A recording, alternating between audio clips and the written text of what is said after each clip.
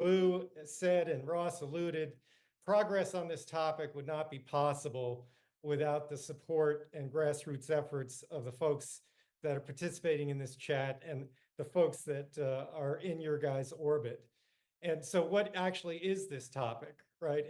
And Ross and Lou also have alluded to this. Non-human intelligence exists. Non-human intelligence has been interacting with humanity on this planet. This interaction is ongoing and it's not new. And there is zero doubt. But you already knew that. So how do we go about convincing other people that this is the case? Particularly people that aren't necessarily privy to all the information that some of us may otherwise be.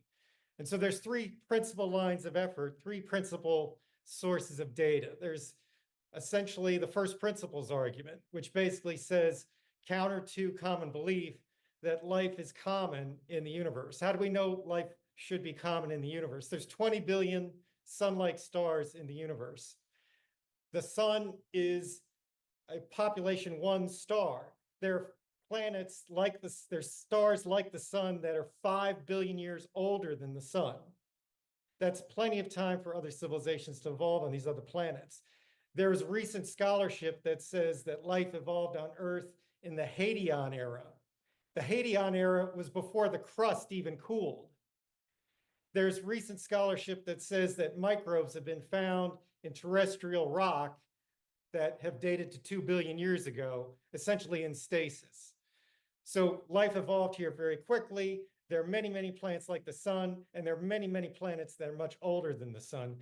People that would argue that life is uncommon have to justify that proposition more than anyone would have to justify the fact that life evolves very quickly. The second point is faster than light travel. Everybody says faster than light travel is not possible. This is false.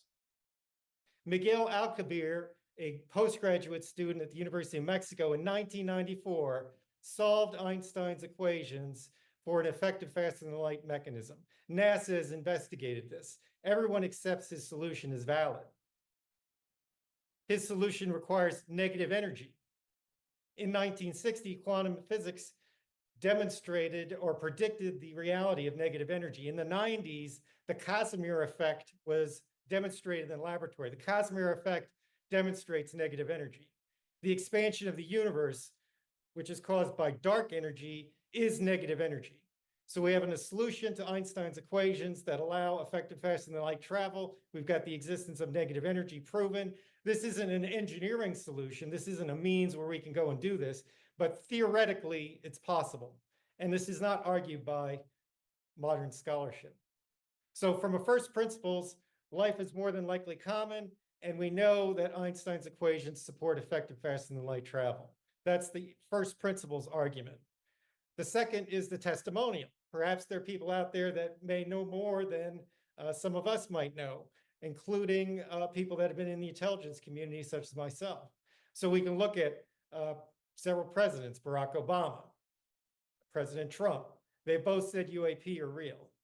We can look at, as was mentioned earlier, Chris Mellon, Dave Grush, Lou Elizondo have said non-human intelligence is real.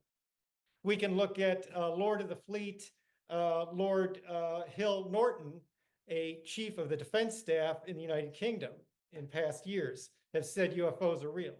We can look at the first Earl Mountbatten of Burma in the United Kingdom again, that have said UFOs are real. We can look at the chief of the Canadian Defense Ministry, Paul Hellyer, who have said non-human intelligence is real. We can look at Haim Eshed, who is the Israelis' father of their space program, who has said non-human intelligence is real. All these people and more would be in a position to know. Then we can look at the evidence, the data. You've seen the videos, the floor video, the gimbal, the go fast. A lot of people probably don't know Gordon Cooper, one of America's 7 Mercury astronauts, chased UFOs over West Germany in 1951. He testified to that fact before the United Nations in 1978, analogous to the David Fravor Tic Tac incident.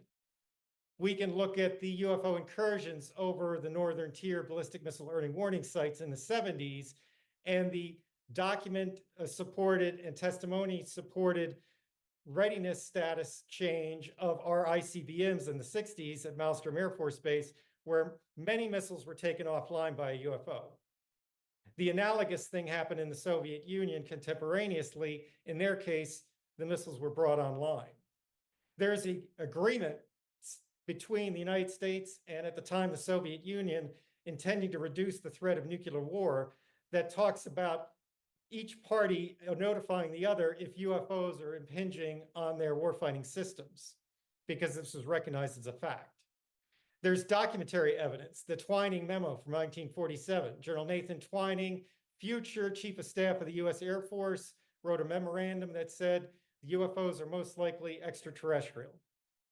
There's official Australian documents declassified on the National Archives of Australia from 1971 from their defense attaché that made a formal assessment of the United States' interest in UFOs, the reality of that, and the fact that the US was investigating anti-gravity programs in concert with looking into UFOs, a conclusion that would make no sense unless the reality of this topic was demonstrated. So some people say, well, if this is real, why don't they fly over the White House or something? Well, in 1952, UFOs flew over Washington, D.C. over 2 weekends. There were radar visual sightings, there were air-to-air intercepts, and it created the largest press conference since World War II up to that time. People say, well, why don't they just land during the middle of the day? Well, that happened in 1994 at the Ariel School in Rura, Zimbabwe, where UFOs presented themselves with beings and occupants on the ground, witnessed by numerous children. The exact same incident happened in 1966 in Westall, Australia. The people that witnessed those events are still alive, and they continue to state the assertion of that being a factual occurrence.